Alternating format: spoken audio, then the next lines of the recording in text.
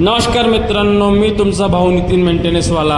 आज मेंटेनन्समध्ये आलो, बघितलं थोडंसं मेंटेनन्समध्ये झालं तर इलेक्ट्रिशियन रूममध्ये एका कुत्रीने पिल्ले दिले होते. कुत्रीचे पिल्ले एकदम भारी भारी एकदम हे होते. पण गोष्ट एक झाली का अशी का ते इलेक्ट्रिशियन रूममध्ये जे पिल्ले दिलेले होते, कारण की खाली वायरी होत्या एकदम हे होत्या आणि पिल्ले काय करायचे बारीक बारीक इकडे तिकडे हे वायरी करत राहत होते. तर मला ते भीती वाटण्यापेक्षा तर म्हणलं यांना दुसरं जागेवर काहीतरी हे करावं.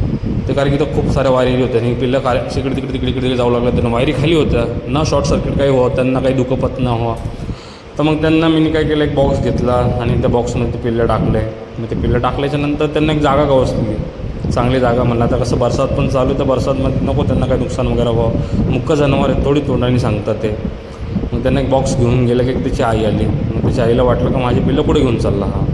मग पिल्लं त्यांना मस्त सुरक्षित जागेत वगैरे हे केलं. ती जागेला कुत्री हे करताना ती माझ्यावर हुकू लागली होती का असं नाही.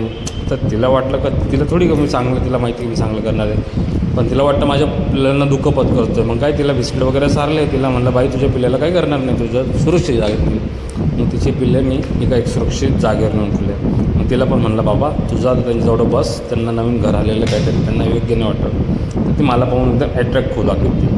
मग तिला अक्षरशः म्हणलं जा एकदम हे कसं आहे. आता ते मुक्क जनावर आहे बिचारा, त्यांना काही आपल्याला हे नाही, पण जेवढं होतं आपण तेवढं पण माझ्याकडून करता आलं, कारण की ते त्यांचं नुकसान नाही व्हावं म्हणून. चला मित्रांनो, बाय. एक लाईक, सबस्क्राईब.